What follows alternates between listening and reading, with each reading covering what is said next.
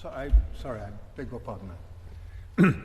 My Lords, I'm not accustomed to making speeches on technological matters, but on this occasion, I feel I have some modest qualifications to do so.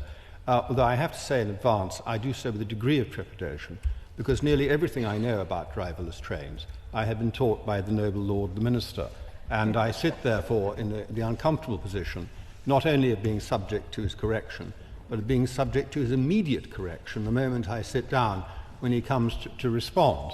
It is possible to get oneself into a tiz about this thing called driverless trains, when what one is in fact discussing is signalling. When I first got involved in railways, I thought signalling was a sort of system where sort of, arms went up and down and red and green lights flashed and the trains, but that's all in the past. Modern signalling is in effect a huge computer brain that fundamentally drives the trains. It tells the trains when to go, it tells them when to stop, how fast to go in between, and its purpose is to maintain a safe distance between the trains as they travel, taking account of the speed and the condition and nature of the track. It's specific to that, to the track. The truth of the matter is that although the noble Lord Snape will find counterexamples, and I'm sure he's right to do so, broadly speaking, it is safer to have the train driven by this great controlling brain than it is to have it driven by a human being. A large number of historical train accidents have been caused by driver inattentiveness. And indeed, I think it was when we spoke on, we were in committee on Monday, I think it was the noble Lord Snape who drew attention to one of the causes of that, which was driver tiredness. It may have been another noble lord, whereas the machine doesn't get tired, and it knows what it's doing. It knows where every train is going, where it is in relation to every other train. The noble Baroness Lady Brinton spoke of the person who is remotely driving the train. There isn't a person remotely driving the train. It is the great computer brain. Now I think about it, it may be... The noble Lord would give way. Of course. I do apologise for not being able to write. From my experience on the Automated Vehicles Bill, there is a person who is watching various vehicles driving. If there is an issue, they will intervene. That is how there was reassurance given. And so it isn't only left to the computer. My Lords, I was going to come to a point which relates to that, and I'm sure what the noble Baroness has said is absolutely correct in relation to automated vehicles. But automated vehicles, like automated planes, are very, very different from automated trains.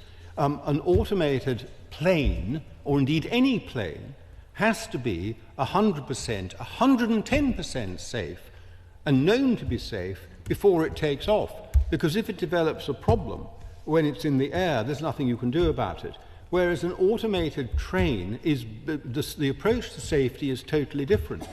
Safety is based on fail-safe devices. If something is wrong, if the computer brain sees that something is wrong, if it loses a train on the system and doesn't know where it is, everything is brought to a stop. That's the solution. That's how you guarantee safety. Not only that train, but the trains close to it, the trains further down the line are brought to a stop, which of course isn't remotely possible when you try to apply a different technology to the air and a different technology to automated vehicles. So that is the sort of system we're talking about, and the level of automation that can be achieved is graded.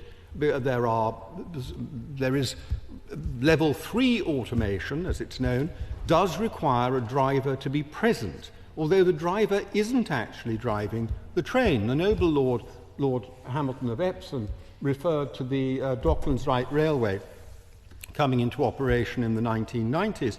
I think I'm correct, and that here I do very much worry that I might have got this wrong, and the noble Lord will correct me, that the Victoria line, which was introduced, I think, in the 1960s, was introduced with automated signalling at level 4. There was a driver in the cab, but they would arrive in the stations reading the newspapers. And this so disconcerted the passengers that a stop had to be put to it, and they were told they couldn't read the newspaper while they were sitting in the cab, at least not while they were coming into a station, or while they were in or coming into a station. So we know perfectly well that this can be done, and we know that it can be done safely, and we know that you can run trains much closer together and provide greater capacity, therefore, if you have an automated system, because it is safer. And this is why if you go down to the Victoria line today, which benefits from a signalling system not from the 1960s, but a brand new signalling system installed in the last few years, you will see the trains coming into the station so fast that the previous one hardly has time to get out before the next one is actually arriving. But if you had a driver driving that train, the headways between them would have to be very much greater. And you can notice, you go by comparison on the Piccadilly line, which, as I have on several occasions mentioned, has a signalling system so decrepit it's hardly a signalling system at all. And you can see how slowly the trains come into the station on the Piccadilly line because the driver has to conduct himself with great caution, whereas on an automated signalling they will come in faster and just stop in exactly the right place. They don't have to make that human judgment the driver has to make about stopping exactly on his mark, which is what he's meant to do. It takes time and so forth. So this is something everybody, I think, involved in railways wants to head to. This is the direction we want to go in. Well, then the question arises, if you have driverless trains with literally no driver in the cab, how are you going to handle the customers? The first thing is, as some people have said, you will have trepidation on the part of customers. I think that will be overcome. Most people don't realize, even I have a degree of trepidation. I took some flights over the summer, but not many people realize that the pilot is pretty redundant already in most of the aeroplanes that people are actually flying in. And conscious of this, I was thinking about it actually when I took off the other day.